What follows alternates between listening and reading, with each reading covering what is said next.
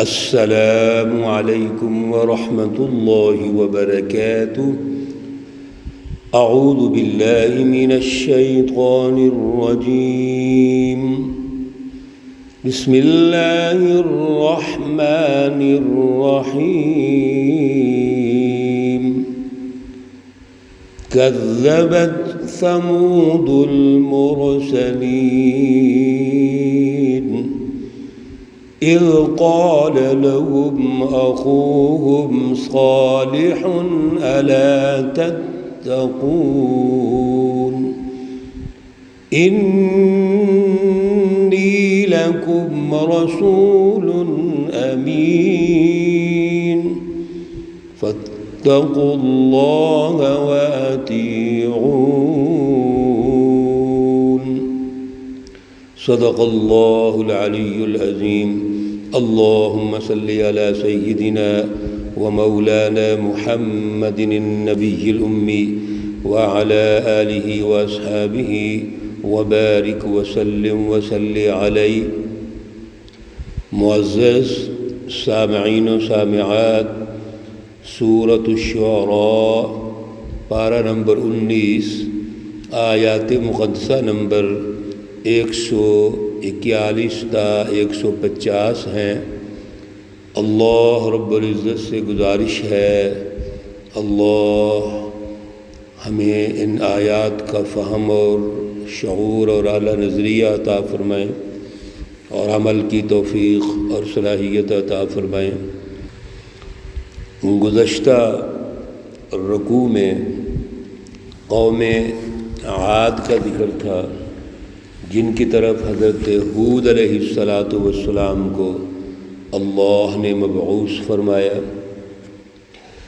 اور ہر رکوع میں ایک نبی کا ذکر آ رہا ہے اور اس کی قوم کا ذکر ہے۔ کچھ چیزیں کامن ہیں، مشترک ہیں، یعنی انبیاء کی دعوت، رسولوں کی دعوت وہ مشترک ہے، وہ دعوت توحید ہے۔ اور جب ہم دعوت توحید کی بات کرتے ہیں تو یاد رکھیے اس کا مفہوم یہ ہوتا ہے کہ اس توحید کی رٹ قائم ہونی چاہیے۔ سب سے پہلے فکر اور فلسفے پر، ہماری سوچوں پر، ہمارا قلب جو مرکز ہے فیصلوں کا، اس میں توحید کی رٹ قائم ہونی چاہیے۔ اور پھر جب ہمارا تمام تر فکر اور فلسفہ، سوچ، غور و فکر، نظریہ اور قلبی صلاحیتوں پر توحید کی رٹ ہوگی تو پھر اس کا عملی اظہار بھی سوسائٹی میں ہونا چاہیے، اور عملی اظہار توحید کے فلسفے پر جو سسٹم قائم ہوگا وہ عادلانہ سیاسی اور معاشی نظام کی شکل میں ہوگا۔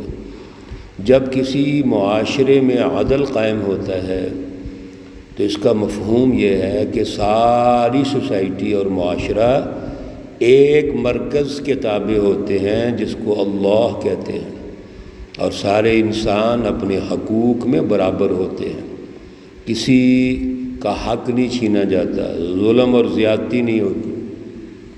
حضرت صالح علیہ السلام جو قوم سمود ہے، اس رکوع میں اب اسی کا ذکر ہو رہا ہے۔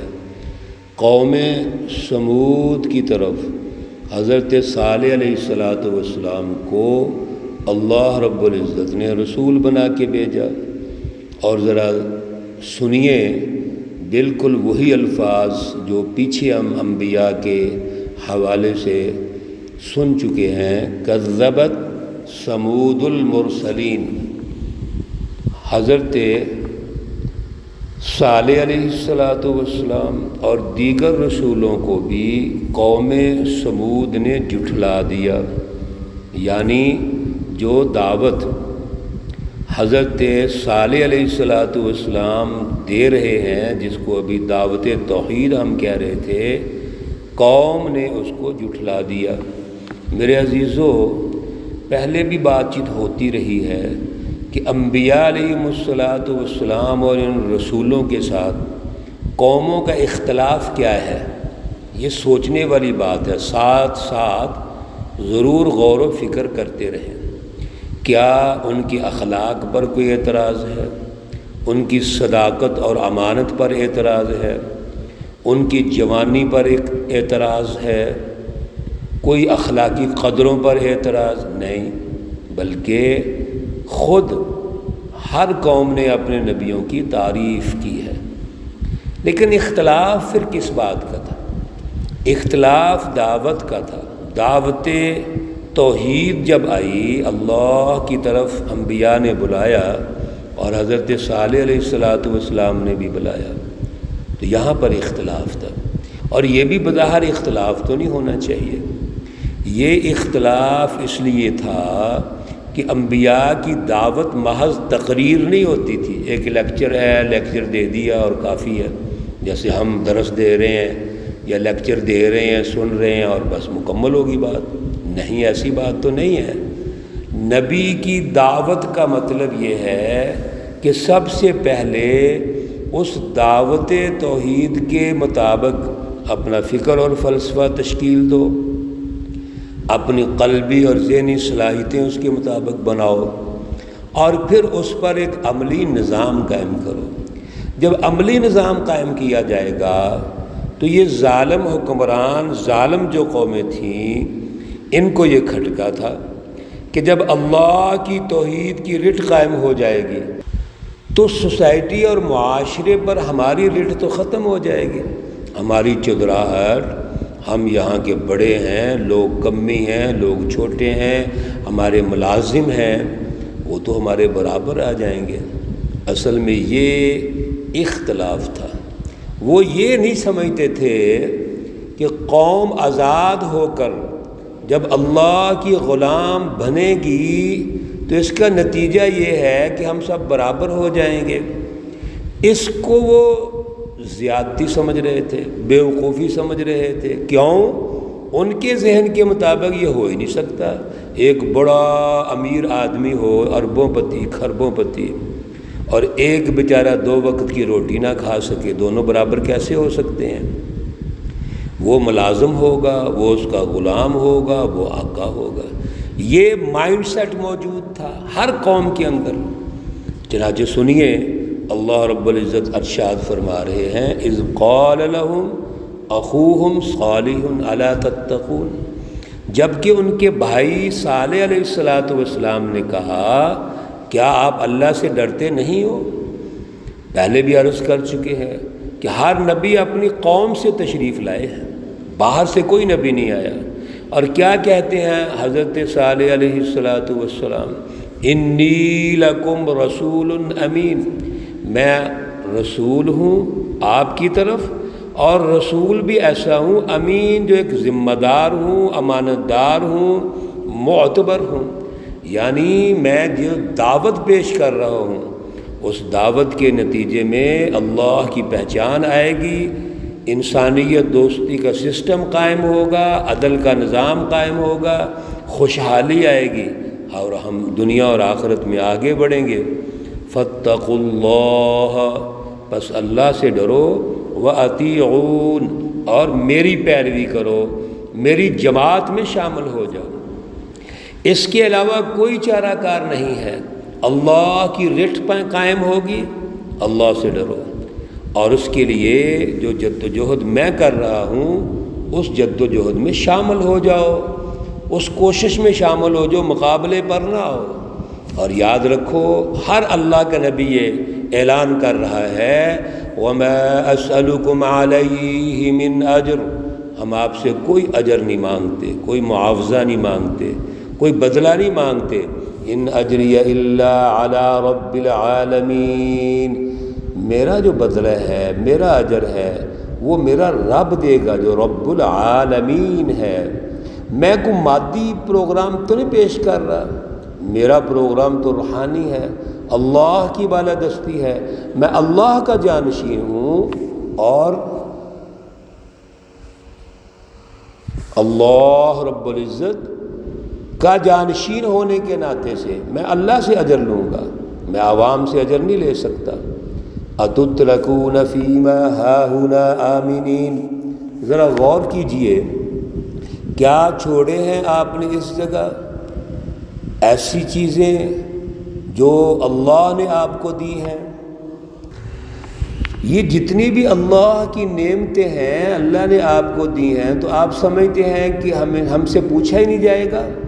آپ غور تو کریں، سب کچھ اللہ نے دیا۔ فی جنات، باغات دیے، وعیون، چشمے دیے، وزروع، اور کھیت ہیں، ونخل، کھجوریں ہیں، طلعها حضیم، بہترین ملائم قسم کی کھجوریں ہیں جو اللہ نے دی ہیں۔ ایک تو اللہ نے اپنی نعمتوں کا ذکر کیا، ایک نعمت تو نہیں ہے نا، یہ تو صرف ان کو بتانے کے لیے، سمجھانے کے لیے ذکر ہو رہا ہے، ورنہ تو اللہ کی نعمت۔ ہم جب اپنی باڈی پر غور کریں تو یہ جسم اللہ کی بہت بڑی نعمت ہے۔ جب جسم یہ بیمار ہوتا ہے، کسی کی آنکھیں نہیں ہوتی، کوئی لولا اور لنگڑا ہوتا ہے، اس کو دیکھ کر انسان کو فوراً اللہ یاد آ جاتا ہے، اور ان ایسے لوگوں کو اللہ نے کیا یاد آنا ہے؟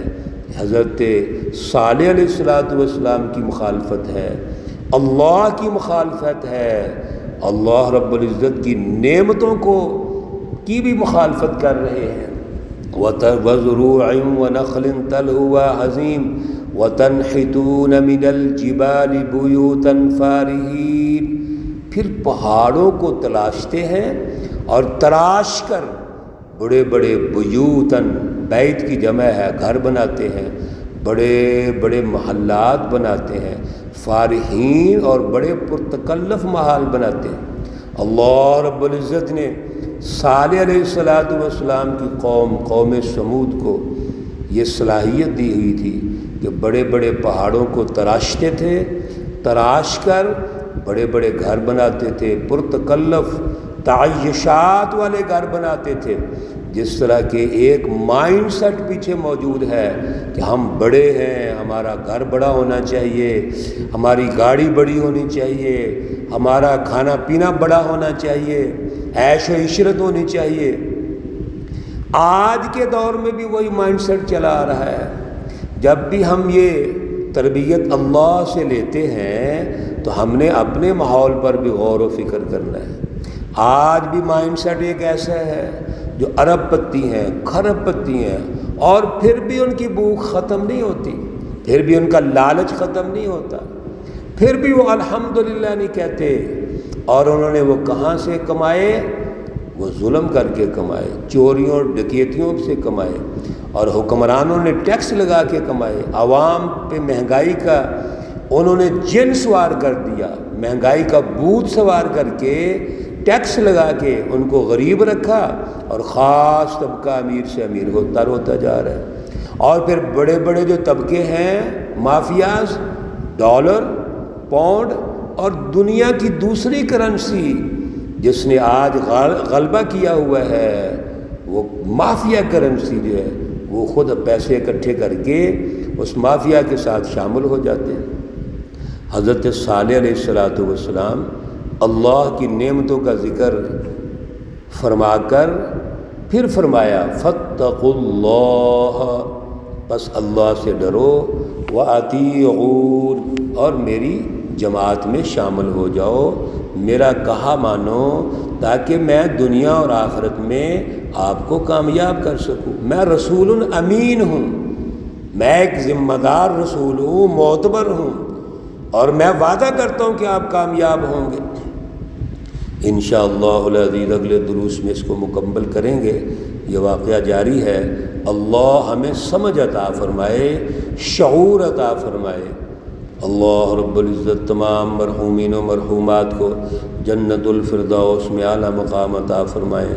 اللہ رب العزت تمام بیماروں کو شفائے کاملہ عاجلہ مستمرہ عطا فرمائے۔ ربنا تقبل منا انك انت السميع العليم وتب علينا انك انت التواب الرحيم، وصلى الله تعالى على النبي الأمي محمد وعلى آله وأصحابه أجمعين برحمتك يا أرحم الراحمين۔ السلام عليكم ورحمة الله وبركاته۔